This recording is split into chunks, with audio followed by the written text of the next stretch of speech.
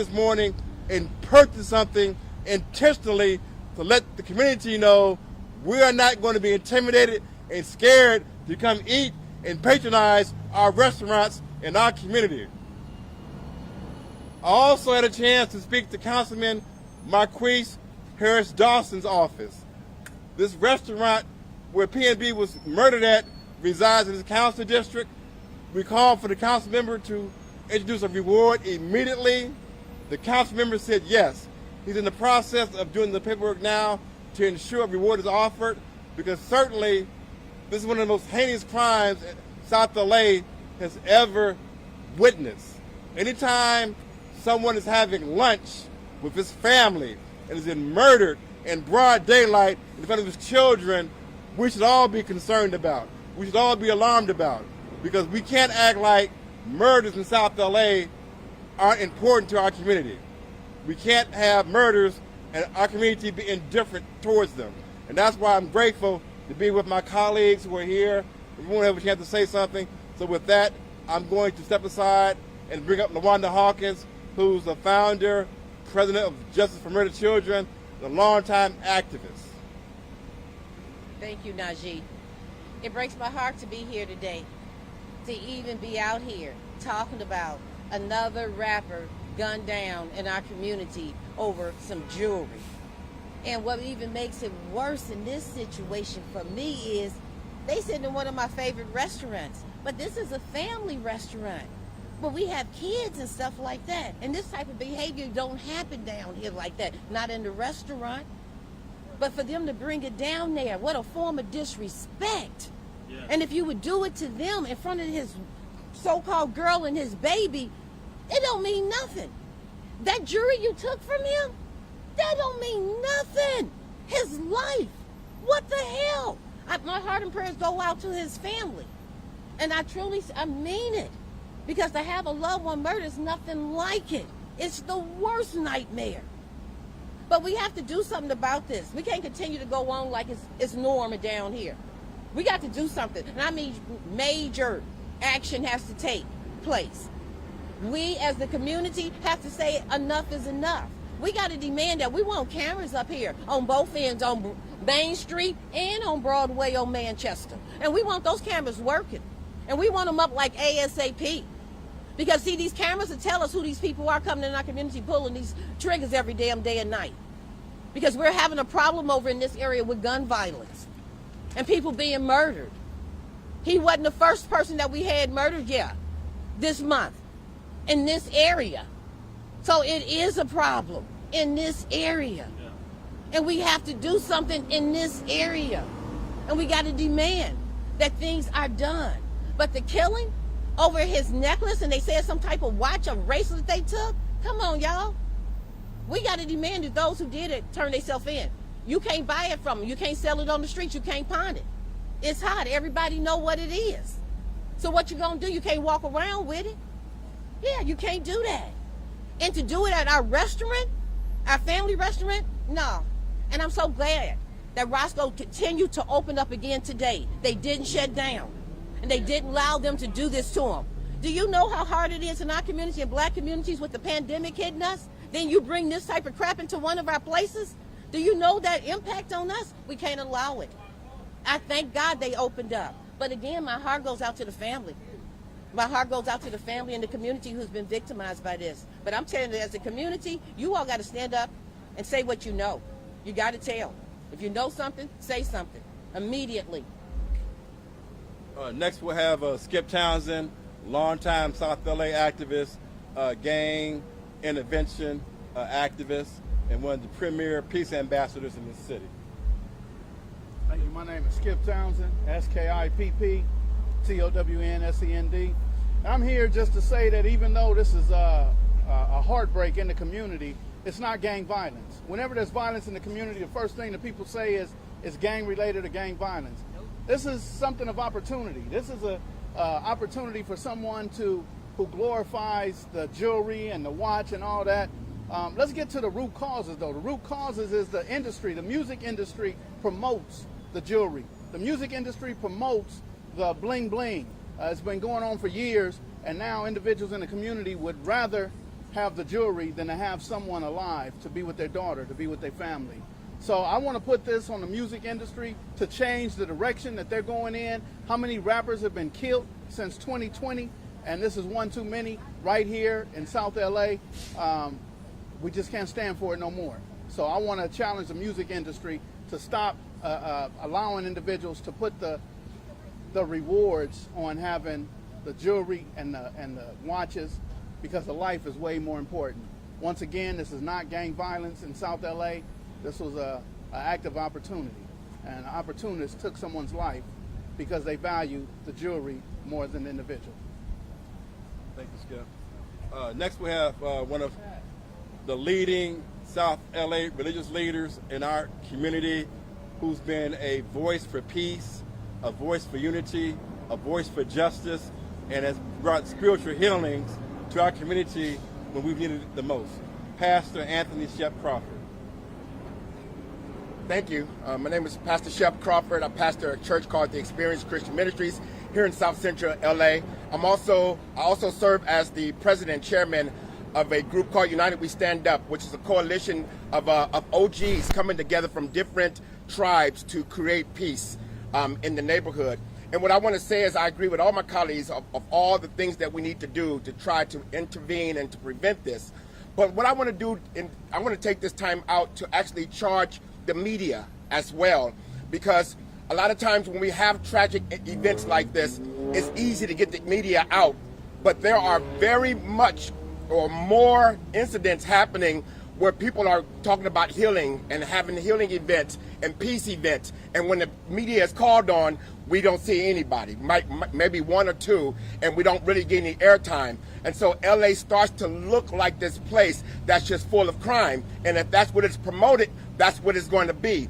But I want media to help us recognize the good that is happening in Los Angeles. There's a lot of good. There's a lot of more people out there pushing good than people pushing evil. More people pushing for the guns to be put down instead of the ones that are pushing for the guns to be picked up. And at the end of the day, it's trauma. It is trauma that we are experiencing. Let's say, for instance, those little kids that witnessed their father getting shot.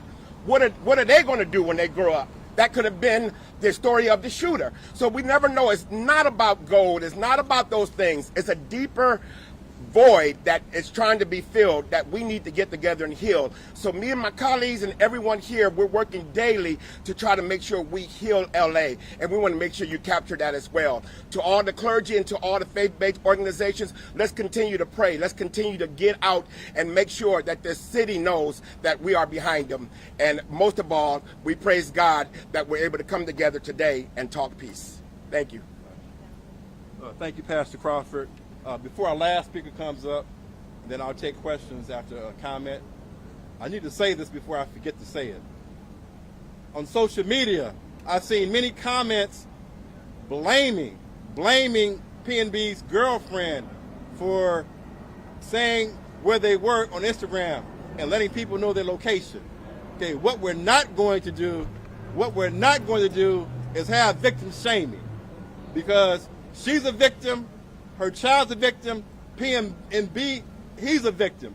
These are victims. They have a right to share their location along with us all. So at the end of the day, they're at the right place at the right time doing the right thing. But what happened to them, being murdered in cold blood, was the wrong thing to happen. And that's why we're here to speak out against this cold-blooded, cowardly murder.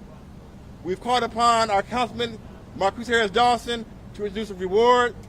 His office indicated they intend on doing so. His office is also here with us, with the community. They're over there, not on camera, but they are here with us. And we appreciate Councilmember Marquise Harris Dawson and his staff for being here. And our last speaker, then I'll take questions, is a spokesperson for Roscoe's Chicken and Waffles, Brother Joseph Collins. I want to thank everyone for coming out this afternoon. I'm Joseph Collins, Joseph Collins. I am speaking on behalf of Roscoe's Chicken and Waffles Corporation. We are definitely send our condolences out to the family of the decedent. We know that this is a one-off type thing. This is not a regular occurrence. That's why it was important for us to open up today and show the community that we're strong and that we're moving forward through this tragedy. This is certainly a tragedy of epic proportion, and we call the perpetrators of this tragedy monsters, and they are a monster, and we are cooperating with law enforcement to bring that monster to justice. We want to put a chain on that monster, and we're cooperating to bring that monster to justice. Thank you. Question for Mr. Collins. Tell us about the security video from inside and outside the business. How helpful will that be? We're not making any comments as regards to the security videos inside nor outside. We are cooperating fully with the police. Have you turned over that video to LAPD? At this time, we are cooperating fully with the police. They're doing their investigation, and we are on top of them to help them with their investigation. But have you turned over the video? We cannot say at this time. We are cooperating fully with law enforcement to bring this monster to justice. Question. So I interviewed with some of the former employee here and the local resident here, and they say that this restaurant is not some place you can just randomly walking around. You take the food and get out. This is the original quote that I got. Do you have any comments on that? We have tremendous security here at Roscoe's, and what happened was someone who did a premeditated murder. They came in as a normal customer would come into a restaurant. They wanted what this person possessed, and they took it from this person and killed this person and killed the decedent in the process of it. Our restaurants are safe. They are family restaurants. We do great community services. This is not gang related. This is a one-off situation, tragic situation. Can you tell us, sir, about the security that was in place yesterday? Are your security guards armed, and did they try to intervene? We did have security in place on yesterday. They were at their post as assigned by the company. They did all they could once the situation became an active situation to stop the situation. Were they armed? Are your guards armed? We cannot say. Okay. And it seems like this is something that happened very quickly. By the time they reacted, it was over. Is that correct?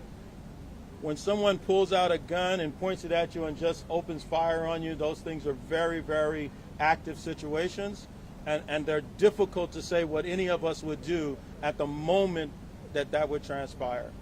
But the security guards did activate themselves as quickly as they possibly could. And Mr. Collins, you're saying guards. How many guards were here? We typically have 3 security guards at most of our locations. And I can just add this real quickly because this is very important, because I don't work for Roscoe's. I am actually a customer of Roscoe's. This restaurant behind us is where my family and I eat at. We've always been safe. But the reality is rising crime and violence and homicides are rising throughout LA, from Beverly Hills to South LA. So it's very important that we call for more resources to help stem the carnage and increase in violence across the city of Los Angeles. And a question for Ms. Hawkins. You said that the person who has the jewelry will not be able to wear it or sell it. Was it very distinctive? Well, what I seen on his neck, yes, it is. Can you describe it for me? To me, it's just like a big gold chain. But I'm quite sure there's pictures on the internet. And do you think that they're going to be able to wear that if they've done something like that? No. And let me talk about witnesses. We have to protect witnesses and the information pertaining to the case. This is an ongoing investigation. So we can't have you giving out information about cameras, what video's been shared, or anything like that. That can't be put out, you guys, because that interferes with the case. And they need this case to be solved. So those questions, please don't ask. Yeah, because that could be a problem. So please don't ask those questions. We say thank you. Thank you. So I'm going to make a closing comment, and then we're going to conclude the press conference. Our condolences go out to the family of PnB. What happened yesterday is something that has affected not just his family and the city of Philadelphia, it's affected the city of Los Angeles and our community of South Los Angeles, because he was a guest in our community and was gunned down by cowardly acts. But our community leaders, activists, and the ownership of Roscoe's are here to show our support and our concern. So with that, this concludes the press conference. I want to thank the media for covering it. Thank you. Thank you. I'm going to go in here and eat right now because we are not going to be chased out and not feel safe in our restaurants to eat at by nobody.